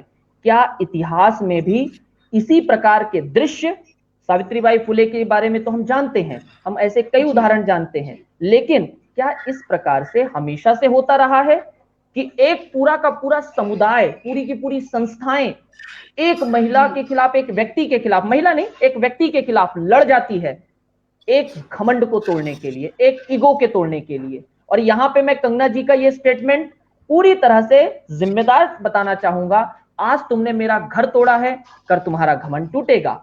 यदि कोरोना महाराष्ट्र में बढ़ा तो यकीनन ये घमंड टूटने में वक्त नहीं लगेगा, और जिस बीएमसी पर वर्षों से कब्जा करके बैठे हुए हैं उसे पल में छिटकने में समय नहीं लगेगा। वैशाली जी। निश्चित रूप से रवि जी, आज की महाराष्ट्र की जो लड़ाई है एक ईगो की लड़ाई है, और ये ईगो की लड़ाई में सत्ता जो है वो सत्ता का दुरुपयोग निश्चित रूप से हो रहा है। और आपने इतिहास में पूछा है कि इतिहास के जब भी अभी प्रगतिताई ने जैसे अहिल्याबाई होळकर का उदाहरण दिया है, इतिहास में जितने भी उदाहरण हैं उन उदाहरणों को यदि हम देखेंगे तो ये जो महिलाएं थी, चाहे अहिल्याबाई होळकर हो, राष्ट्रमाता महासाहेब जिजाऊ हो, ताराबाई भोसले हो, तो ये जो उदाहरण है, ये उदाहरण जो है ये एक प्रस्तापित परिवारों से है कि उस समय भी जो है कि जो फैमिलीज प्रस्तापित थी, जिनका कुछ होल्ड था समाज में, उन्हीं महिलाओं ने समाज में, राजनीति में कार्य किया, ऐसा मुख्य रूप से हमें दिखाई देता है, और इन्हीं के कार्यों को अप्रिशिएट किया गया है यदि इतिहास के उदाहरण हम खोल कर देखें तो यही है कि जब एक सामान्य महिला, कंगना रणावत जी का एज अ बतौर महिला भी मैं सपोर्ट नहीं करती, लेकिन वो एक सर्वसामान्य परिवार से आई हुई है, तो एक व्यक्ति के खिलाफ पूरी संरचना, तो यहाँ एक ईगो का जो प्रश्न है वो निर्माण हुआ है कि ईगो तोड़ने का प्रयास कहीं ना कहीं इस पार्टी के द्वारा हुआ है। और ये आज का नहीं है, जब जब भी, यदि इसको जोड़ के मैं कहना चाहूँ कि जब जब भी सत्ता में कोई आता है तो इस प्रकार के वाक्य होते रहते, इस प्रकार की घटनाएं जो है वो घटती है कि सत्ता का दुरुपयोग होता है। 1975 में मुझे लगता है कि जब इंदिरा जी की सरकार थी और आपातकाल जब घोषित किया गया था, लाखों लोगों को जेल में डाला गया था। कई गायक थे जिनके गानों पर बंदी लगाई गई थी, कई फिल्में थी जिनके फिल्मों को बैन किया गया था, और आजादी की अभिव्यक्ति नहीं, एक पूरी तरीके से एक लोकतंत्र को ही, एक संविधान को ही डिमोलिश करने की कोशिश उस समय हुई थी। तो वहां पर भी हम कह सकते हैं कि आजादी के अभिव्यक्ति का उल्लंघन भी हुआ था, और साथ ही साथ सत्ता का इतने बड़े प्रमाण में दुरुपयोग इतिहास में शायद ही कभी हुआ हो। तो ऐसी कई घटनाएं हैं जिनको हम सत्ता के दुरुपयोग के साथ में और अभिव्यक्ति के आजादी के उल्लंघन के साथ में जोड़ सकते हैं। पिछले बार जब आधार को मोबाइल के साथ में लिंक करने की जब बात हुई थी, तब भी ममता बनर्जी ने यह सवाल उठाया था कि जब आधार को मोबाइल के साथ लिंक करेंगे तो जो हमारा पर्सनल डेटा है वो कितना महफूज होगा, कितना सेफ होगा। तो इससे रिलेटेड भी उन्होंने सवाल उठाया था कि ये जो अभिव्यक्ति की आजादी है, क्या इसका उल्लंघन नहीं है, और क्या सत्ता का दुरुपयोग करके क्या दुरुपयोग होने की कोशिश नहीं हो रही है। तो जब जब भी सत्ता धारी लोग होते हैं तो कहीं ना कहीं वो विरोधी आवाज को दबाने के लिए इस प्रकार की कोशिश करते हैं। अभी एक लेटेस्ट उदाहरण है कुणाल कामरा का और अर्णव गोस्वामी का, कि कुणाल कामरा को इंडियन एयरवेज ने बैन कर दिया था क्योंकि उन्होंने अर्णव गोस्वामी को कुछ कहा था, बहुत कुछ नहीं कहा था। अर्णव गोस्वामी तो वैसे भी बोलने के लिए मशहूर है, आप जानते हैं वो किसका प्रतिनिधित्व करते हैं, क्या करते हैं। तो कुणाल कामरा को जो बैन किया गया था उसके पीछे भी राजनीति थी, सत्ता का दुरुपयोग था और अभिव्यक्ति की आजादी का उल्लंघन था। ऐसे कई उदाहरण मैं दे सकती हूँ। तो मुझे लगता है कि निश्चित रूप से ईगो की लड़ाई है, निश्चित रूप से सत्ता का दुरुपयोग है, जो हमेशा से अलग अलग पार्टियों के द्वारा होते आया है। ठीक है, मैं वैशाली जी आपकी बात से पूरी तरह सहमत हूं, और ये सत्ता के दुरुपयोग पे मैं दोबारा आऊंगा, सत्ता के दुरुपयोग पे दोबारा लौटूंगा, लेकिन उससे पहले मैं सोनल के पास जाऊंगा। सोनल, क्या आप राजनीतिक पार्टी से नहीं है, इसलिए सवाल सिर्फ आपसे है, ना आभा जी से है, ना प्रगति जी से, ना वैशाली जी से, सिर्फ आपसे है। क्या एक प्रधानमंत्री के खिलाफ भी इस प्रकार की तू तड़ाक की भाषा प्रयोग हुई होती तो क्या भारतीय जनता पार्टी शांत होती? क्या उन्हें इसे ये पसंद करती? क्या प्रधानमंत्री, गृह मंत्री, रक्षा मंत्री के खिलाफ इस प्रकार की टिप्पणी होती तो ये चलता, बर्दाश्त होता? जिस प्रकार से पूरा का पूरा प्रदेश, पूरा देश समर्थन कर रहा है। सोनल, मैं भी एग्जैक्टली यही पूछना चाहती थी रवि कि ये एक मेरा कंसर्न था कि जब कंगना जी इस तरह की भाषा का उपयोग कर रही थी जब हमारे चीफ मिनिस्टर के अगेंस्ट या महाराष्ट्र स्टेट के अगेंस्ट, तब हमारे प्रधानमंत्री ने या जो बड़े बड़े सारे नेता हैं, बीजेपी के नेता हैं या किसी भी और पार्टी के नेता है, किसी ने भी इस चीज के अगेंस्ट आवाज क्यों नहीं उठाई? क्या ये सिर्फ सत्ता की लड़ाई इस लेवल तक पहुंच गई है कि अगर शिवसेना के किसी मंत्री को कुछ कहा जाए तो सब चुप बैठे हैं, और अगर प्रधानमंत्री के अगेंस्ट कुछ होता तो पूरा का पूरी देश की जनता एक साथ हो जाती है कि this is something that is not acceptable? तो क्या इस टाइम पे एक दूसरे के साथ खड़े नहीं होना चाहिए था? ये तो बिल्कुल मेरा भी एक प्रश्न था ही, क्योंकि जिस तरह की भाषा का उपयोग कंगना जी ने किया है वो बिल्कुल भी जस्टिफाइड नहीं है। जैसे आपने कहा कि वो एक कॉन्स्टिट्यूशनल पोजीशन है जो आपको, मुझे और इस देश के हर नागरिक को जिसकी इज्जत करनी चाहिए। The chief ministers post is a very respectable post, और उसकी इज्जत जो कंगना जी ने बिल्कुल नहीं करी। दूसरी एक बात जो रवि मैं सोचने पे मजबूर हो गई थी कि जब हम ये डिमोलिशन की पूरी बात कर रहे थे कि बीएमसी ने सिर्फ 24 घंटे का नोटिस दिया और कंगना के मुंबई आने तक का वेट नहीं किया और उनके ऑफिस को डिमोलिश करवा दिया गया।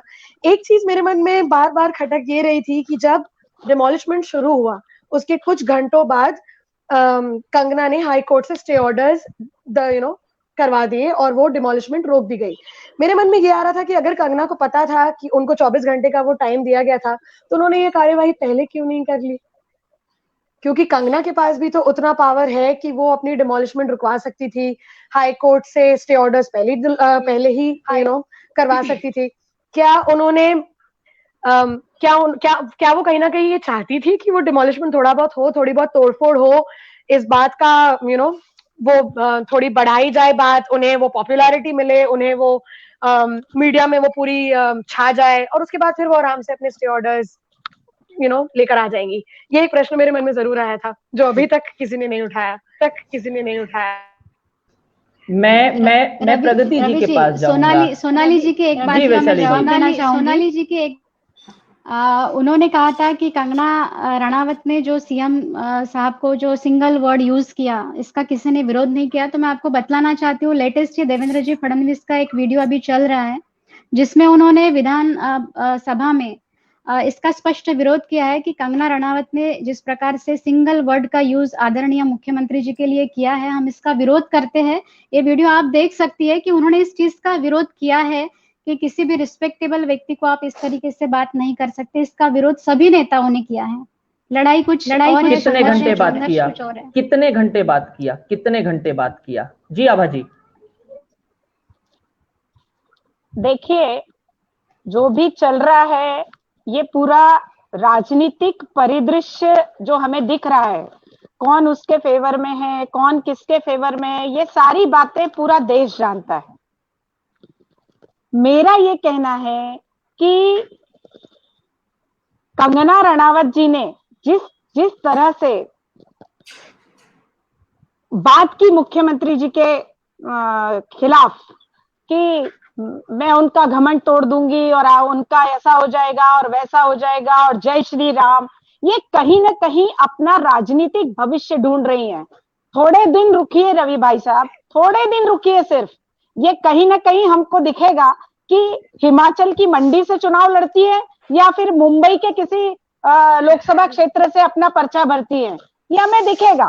क्योंकि कई लोग होते हैं जो खुद की पिक्चर बनाने की कोशिश करते हैं।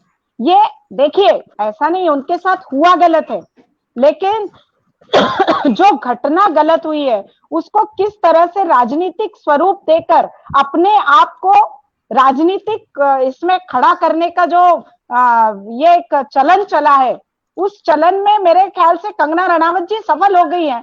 और इसमें कौन सहारा दे रहा है उनको, ये पूरा देश जानता है। मैं आभा जी की बात में दो चीजें और जोड़ना चाहूंगा। मैं आभा जी की बात में दो चीजें जोड़ना चाहूंगा जो बहुत सरल है। आप लोगों ने यदि बहुत अच्छे से वीडियो देखा होगा तो उन्होंने कहा अब मैं अयोध्या पे पिक्चर नहीं बनाऊंगी, अब मैं कश्मीर के पंडितों पर भी पिक्चर बनाऊंगी। यानी मोहतरमा ने बैठे बैठे अपनी दो फिल्मों का प्रमोशन भी कर दिया, अपनी दो फिल्मों का प्रमोशन भी कर दिया। मेरा सवाल ये है आदरणीय प्रगति जी से और पूरे सम्मान के साथ, यदि शिवसेना सरकार ने सत्ता का दुरुपयोग किया है तो क्या केंद्र की सरकार ने Y+ सिक्योरिटी दे करके उन्हें यहां महाराष्ट्र तक भेजने में सत्ता का दुरुपयोग नहीं किया? नहीं, मैंने तो आपको पहले ही बोला है कि महाराष्ट्र ने उन्हें सपोर्ट नहीं किया, इसलिए केंद्र सरकार को Y+ सिक्योरिटी देने की जरूरत पड़ी।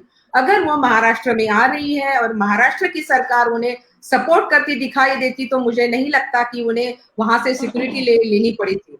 और आपने रवि जी अभी एक बात बताई कि भारतीय जनता पार्टी के किसी नेता पे अगर कुछ गलत किसी ने कहा होता तो हंगामा मच जाता था। तो अभी हमारी ताई ने भी बताया, वैशाली ताई ने, कि देवेंद्र जी का आप वीडियो देखिए, उसमें उन्होंने तो कहा है कि हम कंगना जी का सपोर्ट नहीं कर रहे, कि जिन्होंने महाराष्ट्र के हमारे मुख्यमंत्री के बारे में जो बोला उसका सपोर्ट हमारी भारतीय जनता पार्टी नहीं कर रही है। लेकिन सामना में जब हमारे मुख्यमंत्री, हमारे राज्यपाल के विरोध भी बहुत सारी बातें आ चुकी है, तब क्या बीजेपी ने ऐसा धिंगाना या ऐसा सत्ता का दुरुपयोग करते हुए आपको कभी दिखाई दिया है? मैं आपके माध्यम से पूछना चाहती हूँ कि बहुत बार सामना में हमारे पंतप्रधान के बारे में कुछ बोला गया, हमारे राज्यपाल के बारे में कुछ बोला गया, तब भारतीय जनता पार्टी ने ऐसे सत्ता का दुरुपयोग करके किसी खुन्नस से कोई ऐसी कार्रवाई नहीं की, दिखाई दी कभी आपको? और देवेंद्र जी फडणवीस ने जो ये सदन में बोला कि हम कंगना जी का समर्थन नहीं कर रहे हैं, क्योंकि उन्होंने जो बात गलत की है, बात ही गलत की है, लेकिन जो खुन्नस उनके ऊपर निकाले गए उसका विरोध चल रहा है, उनके बातों का समर्थन नहीं चल रहा है। और वो जो भी बात नहीं कर रही है, वो जो बोल रही है वो किसी पार्टी का स्टेटमेंट नहीं है, वो खुद का, क्योंकि हमारी अभिव्यक्ति करने का या हमारी बातें रखने का पूरा अधिकार हमें संविधान ने दिया है, उसको भी वो अधिकार है, वो बोल रही है, उसको पार्टी का कोई लेना देना नहीं है, पार्टी का स्टेटमेंट नहीं है। मैं वही बार बार कहना चाहती हूँ कि कंगना रनावत जो भी बोल रही है, उसको पार्टी का आप ये मत बोलिए, वो खुद अपने दिल से बोल रही है और वो हमेशा से ऐसे मीडिया में छाई हुई है, पहली बार नहीं है, ये मैं आपको बार बार बोल रही हूँ। सोनल बोलो। रवि, एक चीज मेरे मन में आ रही है, मतलब मुझे नहीं पता कि मैं थोड़ा सा टॉपिक से डिविएट हो रही हूँ या नहीं, लेकिन प्रगति जी और आभा जी से मेरा एक सवाल है कि कंगना जी को बीजेपी सपोर्ट नहीं कर रही है, चलिए माना आप कह रहे हैं, पर सुशांत सिंह राजपूत की मृत्यु से बीजेपी उसका अपना इलेक्शन प्रोपेगेंडा कैसे बना रही है? वो एक पोस्टर बार बार मेरे देखने में आ रहा था जिसमें बीजेपी का लोगो ऊपर है, सुशांत सिंह की फोटो है और उसमें लिखा हुआ है कि हम भूलेंगे नहीं वगैरह वगैरह। How is that an election propaganda? एक सेलिब्रिटी की डेथ एक इलेक्शन प्रोपेगेंडा कहाँ से बन जाती है? आई थिंक बिहार में वो पोस्टर सर्कुलेट हो रहा है, if I am not wrong. आप क्या कहना चाहेंगी प्रगति जी? देखिए, बिहार इलेक्शन के बारे में मैं यहाँ से तो कुछ नहीं कह सकती। मैंने तो पहले ही आपको स्टेटमेंट दिया है कि महाराष्ट्र में अभी जो चल रहा है, हम लोग ज्यादा तो चाहते हैं कि हम लोग कोरोना पे ज्यादा ध्यान दे। मैंने तो इलेक्शन पे, ये बिहार का इलेक्शन, ये सब बातें बाजू रखी है, क्योंकि महाराष्ट्र गवर्नमेंट भूल रही है, कंगना को ख्याल दे रही है, कोरोना को भूल रही है, और वो बिहार का इलेक्शन है। हम जब महाराष्ट्र में रह रहे हैं, महाराष्ट्र की बात कर रहे हैं, बिहार का इलेक्शन बिहार का है। लेकिन हमारे जो आपने जो मुद्दा उठाया है कि कोई सुशांत का जो मर्डर बोलो या आत्महत्या बोलो, उसको लेकर ये सब बातें बाहर निकली है, कंगना जी कुछ बोलने वाली है, किसके नाम खोलने वाली है, ड्रग्स के बारे में इतना सारा वो अंदर सब ये हुआ है कि मुझे नहीं लगता है कि इससे कुछ हमें हासिल होने वाला है। हमें जो अभी हासिल करना है, हमें जो महाराष्ट्र में अभी जो काम करना है, वो कोरोना पे करना है। बिहार का इलेक्शन बिहार जीतेगी, बिहार करेगी, बिहार में जो भी राजनीतियां कर रही यहाँ वो चलती रहेगी। लेकिन अभी हमें महाराष्ट्र में देखना है कि हमें क्या करना है। हम महाराष्ट्र की बात कर रहे हैं, हमने महाराष्ट्र की अस्मिता और कंगना का जो वाद चल रहा था उसके बारे में हम बात कर रहे हैं। बिहार के बारे में अभी थोड़ा हम बाजू रखते हैं, क्योंकि फिर वैसे ही बात हो जाएगी, कि मैम मैं तो ये दोनों बीजेपी की बात कर रही थी, मैं नहीं, किसी भी नहीं, राष्ट्र की बात नहीं कर रही थी, मैं सिर्फ तो बीजेपी की बात कर रही हूँ। मैं पहले से वही बोल रही हूँ कि यहाँ बीजेपी का संबंध ही नहीं आता है।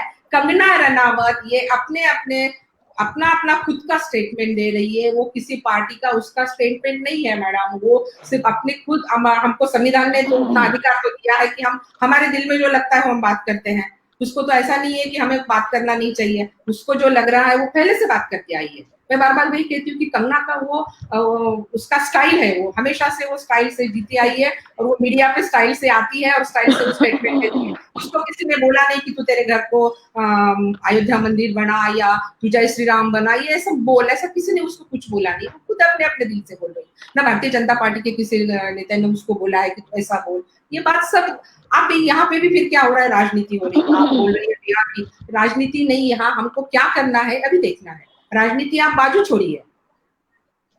आभा दीदी, आभा जी कहें, आभा जी। हाँ, कंगना रनावत जी को ये पता है कि जब मैं जय श्री राम बोलूंगी तो सब लोग मेरी पीठ के पीछे आकर खड़ा रहेंगे और मुझे सपोर्ट देंगे।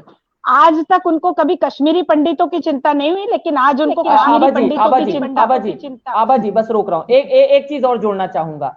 क्या यदि वे कोई और धर्म के नारे को लेती, मैं जिक्र नहीं करूंगा, कारण यह किसी विशेष समुदाय का मैं जिक्र नहीं करूंगा, क्या यदि वे कुछ और कह देती किसी और धर्म समुदाय को या किसी दूसरे धर्म से होती, आमिर खान की धर्म से ले लीजिए, तो क्या हम उन्हें Y+ सिक्योरिटी देते या पाकिस्तान का रास्ता दिखाते? किससे पूछ रहे हैं आप? आभा जी पहले तो आप ही से पूछ रहा हूं, आप ही की बात में जोड़ा है। नहीं देखिए, ये तो केंद्र की सरकार ने जो Y+ सुरक्षा दी हुई है, ये उन्हीं लोगों से अपन ने पूछना चाहिए जो वो सत्ता में है केंद्र में। दूसरी बात ऐसी है कि उस वक्त अगर वो किसी दूसरे धर्म का अगर दूसरे धर्म का जय जयकार करते तो निश्चित रूप से उन्हें Y+ सुरक्षा नहीं दी जाती। उन्हें कहीं ना कहीं लग रहा है कि कंगना रनावत एक बहुत अच्छा हमको मुद्दा मिला है, जिस मुद्दे की वजह से हम महाराष्ट्र में आगे हम राज कर सकते हैं, और इसीलिए ये राज करने का हथकंडा कहीं ना कहीं हथकंडे जैसा उसको उपयोग किया जा रहा है।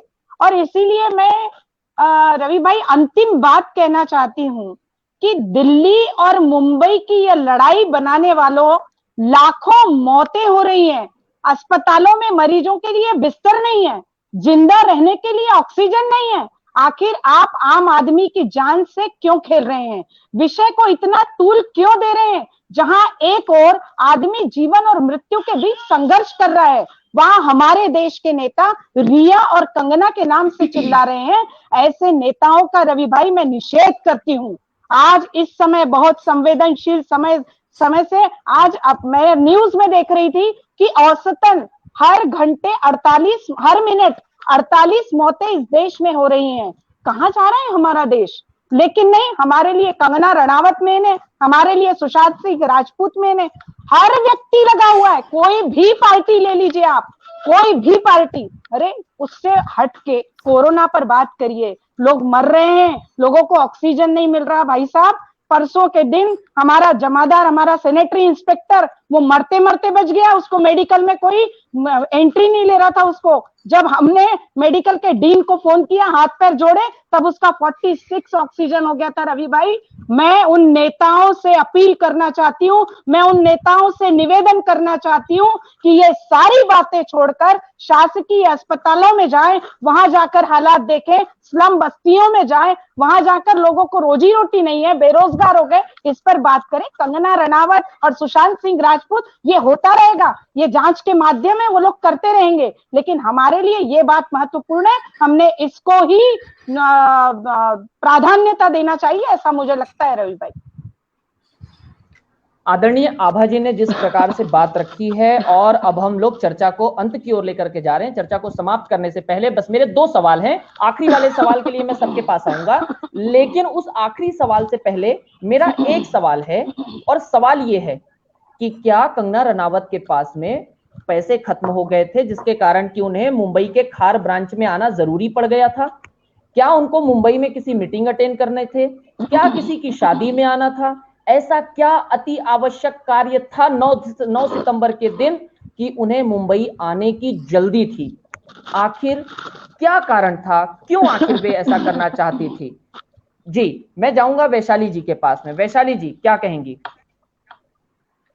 जी, जैसे कि चर्चा में हमने देखा है कि कंगना रनावत जो है उनको प्रसिद्धि में रहने का, स्टंट करने का, एक जो बोल्ड पर्सनालिटी है वो उनकी आदत रही है कि किसी भी तरह मीडिया में छाए रहने की। हो सकता है ये उसी का एक हिस्सा हो कि जो सब चल रहा है उसमें अपने आप को और पब्लिसिटी देने की वो कोशिश कर रही हो,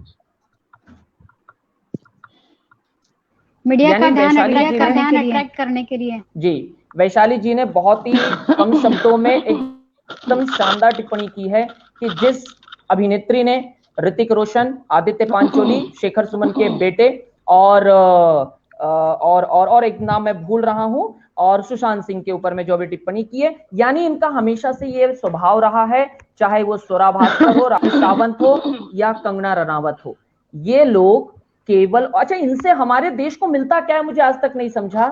वे केवल एक मनोरंजन के लिए हैं, उससे जीडीपी पे कोई फर्क नहीं पड़ता, समाज व्यवस्था पे कोई फर्क नहीं पड़ता, लेकिन फिर भी इस देश का मीडिया जो उसने अपने आप को स्वघोषित चौथा आधार स्तंभ कहा है, वो उनके पीछे।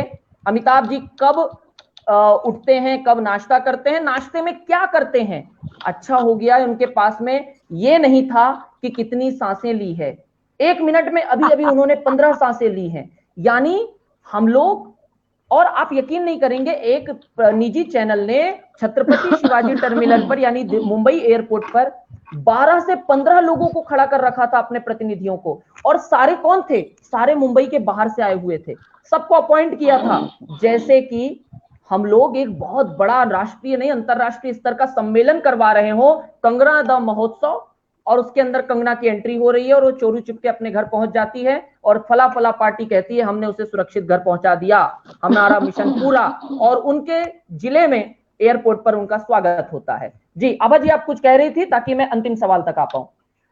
हाँ, मैं ये कह रही थी कि कंगना रनावत जी को आने की कोई जल्दबाजी नहीं करनी चाहिए थी, क्योंकि कोर्ट ने तो आदेश दे ही दिया था कि अब उस पर कार्रवाई नहीं की जा सकती। ये तो बीएमसी को आदेश दे ही दिया था सुप्रीम कोर्ट ने, लेकिन वो जल्दबाजी उन्होंने इसीलिए की क्योंकि उनको एक इशू बनाना था, और इशू बनाकर पूरे देश में फेमस होना था, और आगे का जो दृष्टिकोण है वो राजकीय दृष्टिकोण है, और राजकीय दृष्टिकोण रखकर उन्होंने ये सारा ड्रामा रचा, ऐसा मुझे लगता है। यानी कि चलिए, कंगना रनावत को भविष्य में हम लोग राज्यसभा या लोकसभा में देखेंगे, क्योंकि विधानसभा से वो मानने वाली नहीं है, जितनी प्रकार की टीआरपी उनको मिल चुकी है।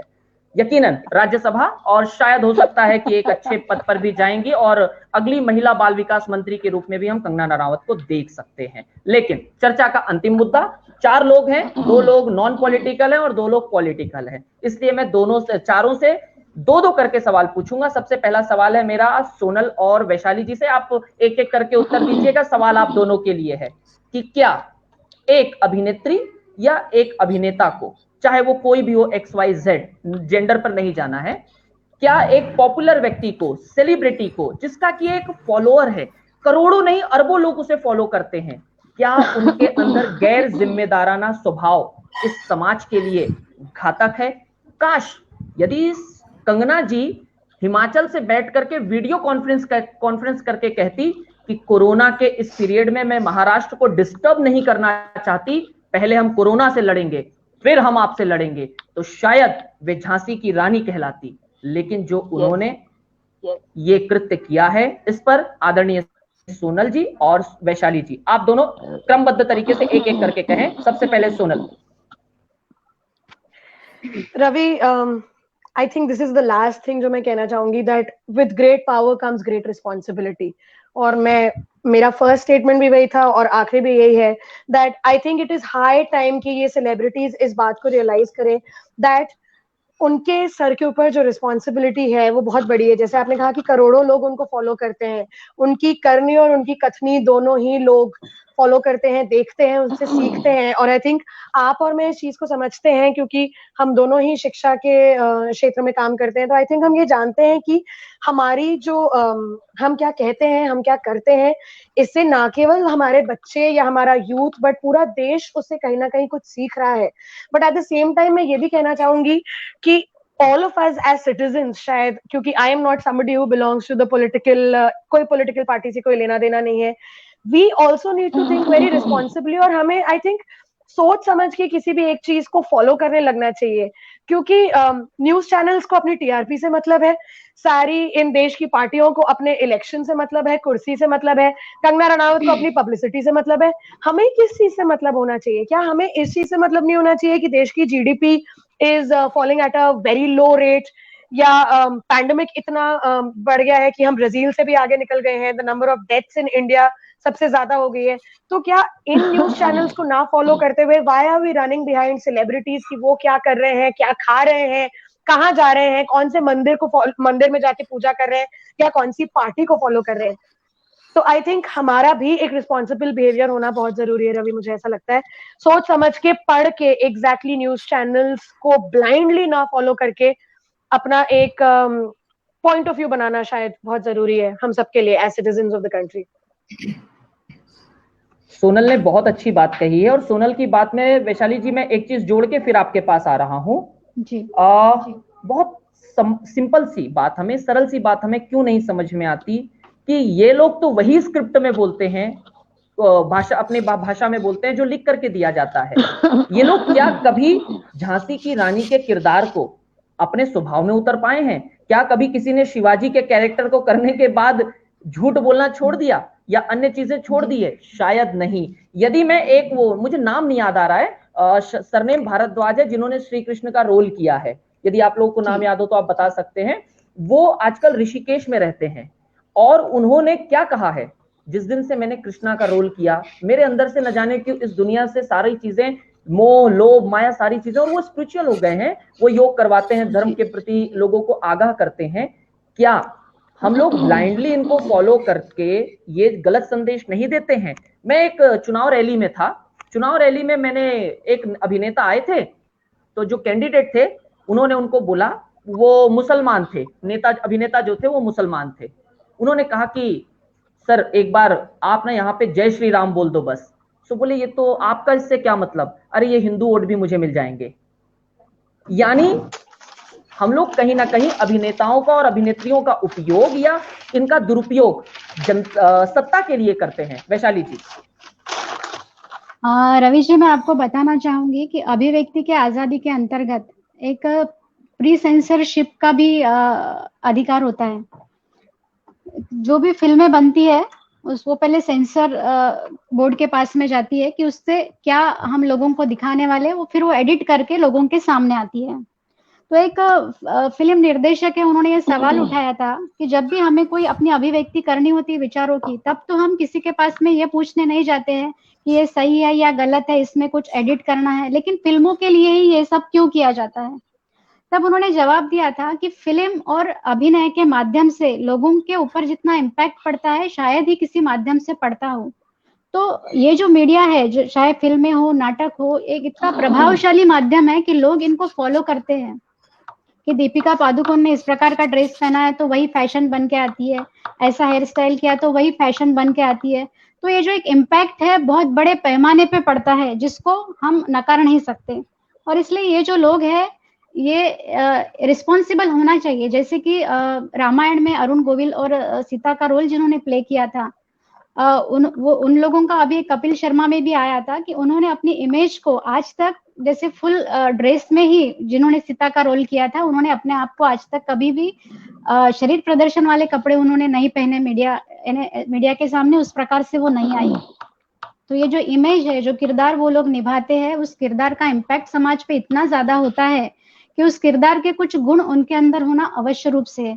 ये उनकी रिस्पॉन्सिबिलिटी है। केवल एक अभिनेता या अभिनेत्री नहीं होती है वो, बल्कि इस देश की एक सृजन नागरिक है, और इस समाज को दिशा देने का कार्य भी उनके द्वारा इनडायरेक्टली डायरेक्टली होता है।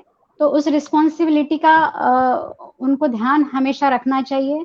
और व्यूअर्स ने भी, जो एक आम जनता है, उन्होंने भी उन्हें ब्लाइंडली फॉलो नहीं करना चाहिए। जैसे कि हम आज मीडिया देखते हैं, मीडिया के लिए जो एक आधार स्तंभ हम जिसको लोकशाही का कहते हैं, उसके लिए आज ऐसे ऐसे वर्ड यूज करते हैं कि मीडिया आज बिकाऊ हो गया, इस प्रकार का जो बोलते हैं, तो कहीं ना कहीं हमें दुख होता है कि लोकशाही का जो आधार स्तंभ है, लोकतंत्र का जो आधार स्तंभ है, उसके लिए इतनी छोटी बात यदि लोग करने लगे तो सही में ये सोचने की बात है। तो वैशाली जी ने भी वही बात कही कि हमें अंधा आंखों पर धूल चढ़ा करके ऐसा चश्मा नहीं पहनना है जिससे कि हम और रवि सही जी चीज देख ही ना पाए। एक बात मैं जोड़ना चाहूंगी। जैसा कि इसके पूर्व चर्चा में सभी ने कहा कि कंगना जी को भाजपा का समर्थन है, बीजेपी का समर्थन है, और शायद अब वो हमको पार्लियामेंट में दिखेगी, राज्यसभा में या लोकसभा में दिखेगी। तो मैं ये कहना चाहती हूँ कि अभी उनको बीजेपी का समर्थन है नहीं है ये मुझे नहीं पता, ये बीजेपी का या किसी पार्टी का एक छुपा एजेंडा हो सकता है। लेकिन कल यदि इस पार्टी के थ्रू यदि वो एमपी बनती है या राज्यसभा में बैठती है, तो निश्चित रूप से मैं पार्टी हो या चाहे वो नेता हो, मैं उनका निश्चित रूप से विरोध करूंगी कि कोई महिला इस तरीके से स्टंट करके यदि राजनीति में आती है, गलत तरीके से यदि अपने आप को क्या एस्टेब्लिश करने की कोशिश करती है, तो निश्चित रूप से मैं इसका समर्थन नहीं करती हूँ। वैशाली जी ने एक जिम्मेदार नागरिक की बदौलत और एक जिम्मेदार समाज सेविका की बदौलत वो बात कही है कि कल चल करके यानी कोई भी ऐसा छुट भैया व्यक्ति, कलाकार व्यक्ति सड़क पर उतर करके कुछ भी करेगा और अपनी टीआरपी का, अपनी पॉपुलैरिटी का दुरुपयोग करके सत्ता हथियाने की या पावर में आने की कोशिश करेगा, तो उसका यकीनन विरोध होना चाहिए। अब मेरे साथ में दो पॉलिटिकल पर्सन हैं, मैं दोनों से अंतिम सवाल पूछना चाहूंगा और चर्चा को खत्म करूंगा। सबसे पहले जाऊंगा प्रगति जी के पास में, और प्रगति जी से और आपसे आभा जी संयुक्त रूप से लेकिन क्रमबद्ध तरीके से आप एक एक करके बोले कि क्या राज्य की सरकार के अपने जो संविधान के दायरे हैं, अपनी प्राथमिकताएं हैं, क्या उन्हें समझकर, उन्हें महत्व दे करके वे अपनी प्राथमिकता तय न करते हुए किसी एक कलाकार को इतना महत्व दे दें, ये कितना उचित है? पहला। दूसरा, यदि वे इसे महत्व न दें तो क्या दूसरे तरफ से कोई कुछ भी बोलता रहे और उसे स्वतंत्रता दे दें कि हाँ भाई आप बोलो, गांधी जी के समान पहला गाल आगे करो, दूसरा गाल आगे करो, फिर पीठ आगे करो, फिर पूरा सिर आगे कर दो और फोड़ दो मेरा सिर? प्रगति जी। नहीं, इसमें देखो कंगना रनौत ने जो किया है, अपने स्टंटबाजी जो की है, मीडियाबाजी जो की है, आखिर में वो एक अभिनेत्री है। अब अभिनेत्री से हम क्या सोचते हैं, हम समाज क्या सोचता है कि वो आखिर में अभिनेत्री है, वो नाटक कर रही है, पूरा ड्रामा कर रही है, पिक्चर सामने ला रही है, ये अभिनेत्री है। लेकिन हमारी गवर्नमेंट एक संस्था है, जो पवित्र सदन होता है, वो पवित्र सदन में हमारे मंदिर में हमारे पॉलिटिकल लोग, हमारे एमपी लोग, हमारे आमदार लोग सब एक शपथ लेते हैं कि हम समाज का कल्याण करेंगे, समाज के हित के बारे में सोचेंगे। ये ऐसी हम वहां जाकर एक शपथ लेते हैं। तो ये दोनों अलग अलग बातें हैं। आखिर अभिनेत्री अभिनेत्री है, लेकिन ये जो राजकीय ये गवर्नमेंट है, ये कोई अभिनेत्री नहीं है, वो समाज का एक जिम्मेदार संस्था है। और वो जिम्मेदार संस्था ने जिम्मेदारी की तरह से ही रहना चाहिए। मैं ये नहीं चाहती हूँ कि ये कंगना ने जो बोला है वो सही है, उन्होंने भी गलत बोला है। उनको एक वार्निंग देके कि इसके आगे आप ऐसा नहीं करेगी, कि आप गलत बोल रही है, आप हमारे मुख्यमंत्री के बारे में गलत बोल रही है।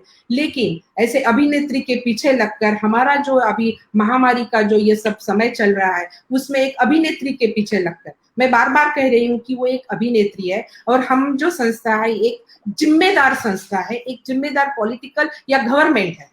तो ये अभिनेत्री के पीछे लगकर ये धमासाम महाराष्ट्र में मत करिए। आप जिम्मेदारी से लोगों की सेवा कीजिए, हमारे पेशेंट की सेवा कीजिए, हमें वेंटिलेटर सब उपलब्ध कीजिए, हमें ऑक्सीजन सिलेंडर उपलब्ध कीजिए, जो ये लोग मर रहे हैं इसका ख्याल दीजिए, ना कि अब एक अभिनेत्री का ख्याल दीजिए। मैं यही आपको विनती करना चाहती हूँ कि महाराष्ट्र गवर्नमेंट कंगना छोड़कर कोरोना के पीछे जाए। महाराष्ट्र के अंगना में कंगना और महाराष्ट्र के विधानसभा में, आगे का याद नहीं आ रहा या जोड़ नहीं पा रहा है राइम, हम आगे के लिए जोड़ करके रखेंगे। लेकिन आभा जी के पास जा रहा हूं। आभा जी, आदरणीय प्रगति जी ने बहुत सुंदर सी बात कही कि एक व्यक्ति के पीछे, एक कलाकार के पीछे पूरी संस्था इस तरह से अपना आपा खो दे और अपने शपथ का, अपनी कसम का, अपने वादों का पूर्ण रूप से विश्वासघात करते हुए, उसका गला दबाते हुए उस पर कार्यवाही करे। आपने जो इससे पहले कहा था उसे अलग करते हुए आखिरकार एक जिम्मेदार प्रतिनिधि के रूप में आप क्या कहना चाहेंगी इस प्रकार से महाराष्ट्र की सरकार के जो विवेक खो गया उस पर? जी आभा जी। महाराष्ट्र की सरकार विवेकहीन हो गई है वो इसीलिए क्योंकि केवल उन्होंने शपथ लेकर केवल उस पद को सुशोभित नहीं किया है, उसने शपथ लेकर संविधान को साक्षी रखकर संविधान का अपमान किया है। ईश्वर को साक्ष्य रखकर उन्होंने शपथ ली थी, संविधान का अपमान किया है। और आज का जो वक्त है ये केवल प्राथमिकताओं को देखने का समय है। प्राथमिकताओं को समझकर उस पर किस तरीके से हम क्रियान्वयन कर सकते हैं, ये हमारा एक्शन क्या होगा, ताकि हमारे जो कोरोना का जो चल रहा है सब हमारे राज्य में, हमारे देश में, उससे कैसे हम लोगों को निजात दिला सकते हैं। इन प्राथमिकताओं को छोड़कर जो सरकार भटक गई है किसी और विषय पर, वो विषय उतना जरूरी नहीं था जितना आज कोरोना है। लोग मर रहे हैं लेकिन फिर भी लोग अगर सत्ता में बैठे लोग समझते नहीं है। सत्ता का दुरुपयोग बिल्कुल हुआ है और ऐसी सत्ता का दुरुपयोग करने वाले लोगों का मैं निषेध करती हूं। और कभी भी जनता ऐसे संवेदनशील के समय ऐसा प्रक्रियाएं करने वाले, ऐसा स्टंटबाजी करने वाले नेताओं को भी जनता कभी माफ नहीं करेगी। जनता ने सब कुछ देख लिया है, जनता को सब समझता है, दूध का दूध और पानी का पानी, ये आने वाले समय में समझेगा ही। और इसीलिए मेरा ये मानना है भाई साहब कि ये बिल्कुल उचित नहीं है। प्राथमिकताओं को प्राथमिकता देना ये किसी भी सरकार की प्राथमिकता है। और इसीलिए यह जो वो कर रहे हैं, कंगना रनावत, सुशांत सिंह राजपूत, इन सब लोगों को तूल देकर ये इन लोगों ने एक अनुचित बात की है और जनता के साथ एक छलावा किया है, ऐसा मेरा मानना है रवि भाई। आदरणीय आभा जी ने बहुत सुंदर सी बात कही, लेकिन आभा जी की बात में मैं एक चीज और जोड़ दूं। ये देश की जनता जो है ना बड़ी भोली है। आज जितनी भी चीजें हुई है ये सारा तब भूल जाएगी जब 50,000 नौकरियां निकलने का एक विज्ञापन आएगा, चुनाव होंगे, सरकार जीत जाएगी और वो विज्ञापन खारिज कर दिया जाएगा। ये इस देश की जनता है जो कि ये याद रखती है कि काश हमें वो पुरानी बात पहले याद आ जाती। तो ये इस देश की जनता या इस राज्य की जनता को आज जो चीजें समझ में आ रही है, मेरा ये विश्वास है कि चुनाव के वक्त भी ये चीजें उन्हें याद रहेंगी। मैं एक बार फिर से दोहरा दूं, हमारा समर्थन ना किसी अभिनेता अभिनेत्री को है और ना ही किसी सरकार या किसी पक्ष और पार्टी को है। हमारा केवल एक मत था कि हम बैठ करके इस पर चर्चा करें कि आखिरकार अभिव्यक्ति की आजादी का जो अनुच्छेद 19/1 के अंदर कर आपको दिया गया है, आखिर आप उसका दुरुपयोग क्यों करें।